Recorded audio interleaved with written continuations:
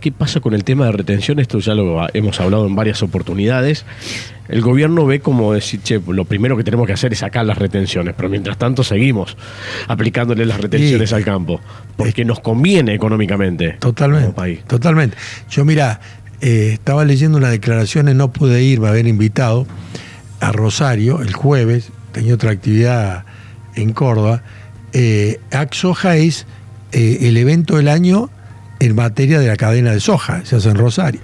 Porque también Rosario, no porque se produzca mucho más soja, sino porque la soja se exporta toda por ahí. Sí, sí. En el puerto están las principales exportadoras y transformadoras de soja en harina de soja que se exporta a todos los lugares del mundo y es lo que genera los recursos. Bueno, ellos planteaban, el presidente de AgSoja decía, hubiéramos esperado alguna caricia, porque vos ves el presupuesto, que inclusive el presupuesto presentado, si bien hubo algunas aclaraciones después, mete un poco de miedito, porque ve los ingresos por las retenciones son inclusive más de lo que uno calcularía que podrían estar con este 33%. O sea, estamos casi hablando de 10.200 millones de dólares, creo que es el número que se presupuestó de ingresos de retenciones a la exportación y sobre todo de soja, que es lo que más mueve la aguja porque tiene un 33%, ¿no? Bueno, en eso, cuando uno compara que Córdoba es el 1/3% de lo que se exporta,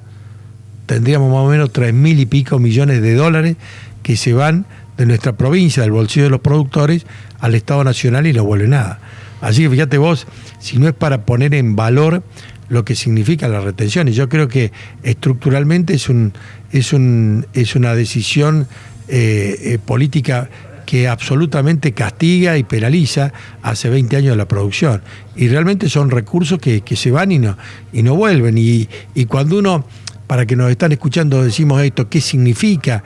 Ahí, en estos Roulette, que es un dirigente de Canal, sí, bastante reconocido del sector agropecuario, estuvo en el gobierno de Macri, hacía un cálculo que en los últimos 20 años lo que aportó un productor más o menos son 300 hectáreas de tierra, un campo de 300 hectáreas en la zona de Canal, aportado a la nación, al Estado Nacional, que tampoco sabemos muy bien qué se hizo con esa plata, porque esa plata no sirvió tampoco para ser invertida en infraestructura, en un desarrollo importante del país. Bueno, por eso, a eso es lo que voy, por eso te pregunto el tema de retenciones. Si ese productor invirtiese ese dinero en Canals, por ejemplo, no, claro, ¿cómo crecería Canals? Si invirtiera un productor de la Boglaye en la ciudad de la Boglaye, estaríamos hablando de otra realidad completamente diferente. Absolutamente, Maxi, es así, porque vos, este cálculo que yo ya te hago de 3.000 millones de dólares, sí, si vos lo pensás en la Boglaye, a ver, la Boglaye puede ser el 1%, pongamos, de la jurisdicción de la Boglaye que se produce en estos 3.000 millones de dólares, pero el 1%, ¿qué estamos hablando? De 30 millones de dólares. 30 millones de dólares que sean todos los años de acá. Claro. Si uno hace ese análisis, se va 30 millones de dólares del bolsillo de productores que podrían decir, bueno, yo con esto invierto, hago innovación, transformo lo que produzco, me animo a hacer algún proyecto productivo, hago algún tipo de inversiones. Generalmente el productor no lleva la plata a ningún paraíso fiscal, no conocemos ninguno. El productor lo que hace es comprar más maquinaria, invertir en la ciudad. Bueno, yo creo que eso es la plata que nos falta y la verdad que por eso vale la pena pelear, no es un tema que hay que naturalizar. Y a las provincias, con todo este contexto también de ajuste, ¿viste? Estamos pagando los platos rotos, porque también hay que decirlo. ¿Viste? Cuando Milei dice en el presupuesto, bueno, las provincias se tienen que encargar de todo y hacer el ajuste. ¿De qué todo? Un municipio y la provincia entonces nos tenemos que encargar de la obra pública. Bueno, nosotros decimos, está bien, obra pública vamos a seguir haciendo. No queremos nada de la nación, lo que queremos es la plata nuestra, no que nos den plata que no sea nuestra. Y ahí voy a este punto, por ejemplo, que muchos lo dejan pasar, que son el tema, por ejemplo, de lo que le falta a la Caja de Jubilaciones de Córdoba, por ley, que no le manda. Lo que le debe. Claro, nos debe 450.000 millones de pesos el Estado Nacional y por mes aproximadamente 13.000, 14.000 millones de pesos por mes. Entonces vos tenés que sacar esa plata de rentas generales que tendrían que estar destinados a otro tipo de cosas para ponérselo a la caja para poder cumplir en tiempo y forma con los jubilados provinciales, que vos sabés que muchas veces nos han castigado a nosotros por decir que tratamos de hacer sostenible el sistema. Hicimos varias reformas, ahora las tienen que hacer las provincias que no las hicieron. Fíjate vos, Santa Fe está haciendo las cosas que nosotros le hicimos hace 10 años. Yo cuando era presidente de bloque en la legislatura, bueno, un día casi nos queman la legislatura, ¿viste? Por esto no entender absolutamente el contexto que uno vive, porque yo puedo entender que uno tiene que defender sus derechos, pero tiene que defender cuando vos tenés responsabilidad en un contexto absolutamente racional. Bueno, yo creo que esto vale la pena absolutamente ponerlo en valor para saber dónde estamos parados, porque si no, la verdad que las provincias, por ejemplo, van a estar demandados de cada vez más recursos y la nación no se va a hacer cargo de nada. Fíjate vos con qué pasa con las rutas nacionales que tenemos aquí en Córdoba. Cuando se rompa la 35, ¿quién la va a arreglar? Cuando la 158 hay que hacerla de nuevo porque prácticamente hay colapsado todo un corredor productivo que es el corazón productivo del país. O cuando haya que hacer la ruta 7 nueva. Ni hablar, no estoy hablando de ampliar, de mejorar, estoy hablando cuando se rompa. Más allá de que de pronto son rutas que a lo mejor al estar bajo la órbita del peaje, pues ahí puede ser hacerse cargo el mantenimiento, pero sabemos que tampoco los peajes dan para ampliar las rutas o arreglarlas, apenas mantenerlas. Bueno, digo, todas estas cosas son las que hay que discutir. Entonces me parece que en este contexto, donde las provincias se tienen que hacer cargo absolutamente de todo y los municipios de todo, pelear por estos recursos es fundamental. Es fundamental, por eso que digo, mirá si no nos estamos haciendo cargo nosotros el ajuste, que le estamos dando todos los años al Estado Nacional para que pueda funcionar 3.000 millones de dólares. Fíjate vos si no le estamos dando, no solamente tenemos superávit fiscal y equilibrio fiscal de hace 20 años en la provincia que nos permitió hacer un montón de obras, sino que le estamos aportando del bolsillo de los productores nuestros, de nuestra gente, más de 3.000 millones de dólares por año. La última, Sergio. ¿Es paradójico que el gobierno a través de los ajustes se va generando mayor cantidad de pobres, y sabemos que la pobreza trae inseguridad, y que Luis Juez salga a criticar al gobierno de Córdoba con respecto a la seguridad? Sí, la verdad que, a ver, yo de Luis no me llama la atención, porque hace 20 años que viene más o menos siendo opositor, y cuando le tocó gobernar me remito a preguntarle a los que viven en Córdoba y los que pasamos en Córdoba.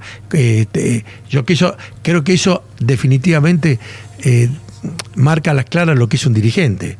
Él nació para ser opositor, vive de la política hace 40 años y él se queja de la política y pasa ahora, está más cerca del gobierno nacional, pasó por el... Pero digo, Luis Juez es el reflejo acabado de lo que no tiene que ser un dirigente político. Mucha gente por ahí se siente a lo mejor interpretada por él, porque expresa la bronca, y cuando los contextos son malos, expresar la bronca es mucho más fácil que analizar la bronca.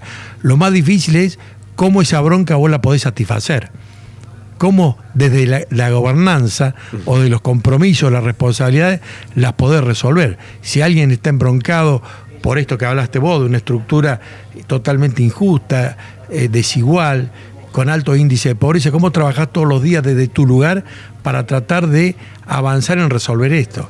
Eso es lo fundamental. Entonces, no solamente es decir, estoy en contra de algo, sino de pronto decir, che, ¿qué pensás de este veto de los jubilados, por ejemplo?